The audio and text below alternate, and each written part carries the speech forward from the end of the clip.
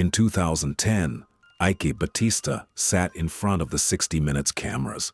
He looked straight at Steve Croft and declared he would surpass Carlos Slim.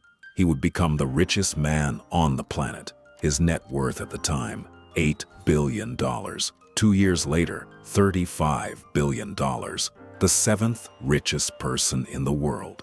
The president of Brazil called him the national pride. Then $35 billion turned into negative $1.2 billion. Not in a decade, in less than 3 years. And the mistake that cost him everything, you might be making it right now. Eike Batista, son of the former CEO of Vale, Brazil's mining giant worth many times more than U.S. Steel. His father served as Brazil's Minister of Energy. Twice. Eike dropped out of engineering school in Germany, came home to dig for gold. At 23, a millionaire. At 29, CEO of a company listed on the Montreal Exchange. Then he built EBX Group, 5 companies: oil and gas, mining, logistics, energy, port infrastructure, all with an X in the name. X, according to Batista, meant multiply. In 2007, Batista spent $1 billion to buy offshore drilling rights off the coast of Brazil, the Santos Basin. He called it the black gold mine of the century. The company was called OGX.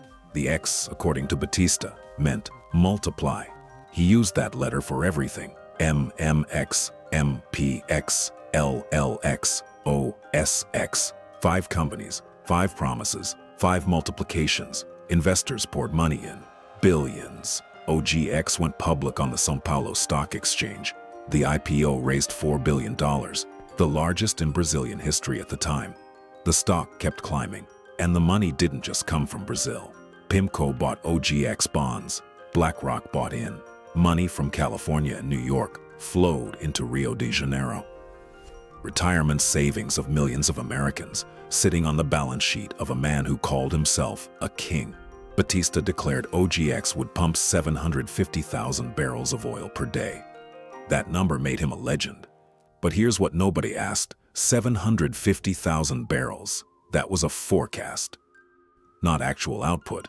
His entire $35 billion net worth was valued on oil that hadn't been pumped, on wells that hadn't proven their reserves, on belief. If you ever bought a house and the bank appraised it at 5 times its real value because this neighborhood is going to take off, you understand exactly what was happening. By 2013, not one of his companies was profitable, not a single one. Even though the Brazilian government had pumped billions in support, even though global investors had poured $15.5 billion into the EBX ecosystem, Batista wasn't selling oil. He was selling expectations.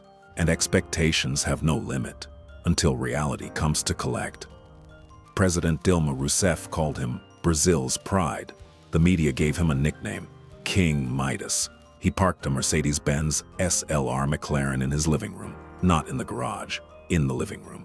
His wife, former Playboy model Luma de Oliveira. He owned 3 private jets, and he told Business Week his net worth would hit $100 billion before 2020. $100 billion. Remember that number, because reality was about to knock.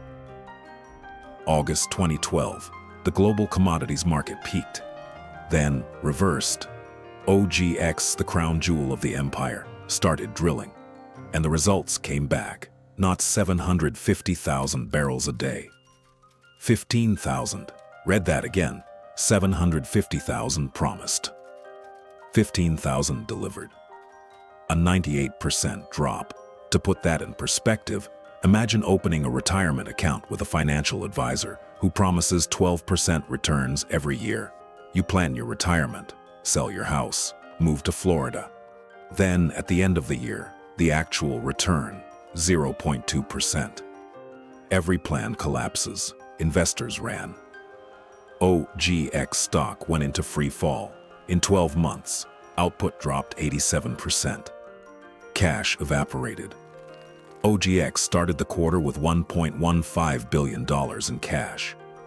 Ended the quarter with $326 million. Most of it had been moved to another company, also owned by Batista. October 2013. OGX defaulted on a $45 million interest payment. Not principal, just interest. He couldn't pay $45 million, while once worth $35 billion. Then, OGX filed for bankruptcy, $5.1 billion in debt. The biggest creditors, PIMCO and BlackRock, funds holding the retirement savings of millions of Americans. Someone's 401k in Ohio, a teacher's pension fund in California, sitting in the wreckage of a Brazilian oil company, the largest corporate bankruptcy in Latin American history. Lucky creditors got back a few cents on the dollar. And right before the collapse, the OGX board, controlled by Batista, moved $449 million to a sister company, OSX, also owned by Batista. Investors called it daylight robbery. But that wasn't the worst part. The worst part is two words: personal guarantee. Batista had signed a personal guarantee for $3.5 billion in corporate debt. When OGX sank, he sank with it. No firewall, no separation between the company and the man. His net worth, from $35 billion in August 2012 to $200 million in August 2013. Down 99.4% in 12 months. By 2015, negative $1.2 billion, the seventh richest man in the world became a negative billionaire, a term CBS News had to coin just for him. If you remember Enron, when employees lost their entire 401k because leadership was selling dreams, this was the Brazilian version, but many times bigger.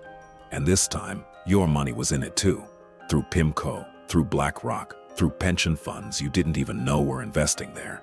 But money wasn't the only thing he lost. In 2014, Brazil launched Operation Car Wash, the largest corruption investigation in the country's history. The initial target, Petrobras, the state-owned oil giant.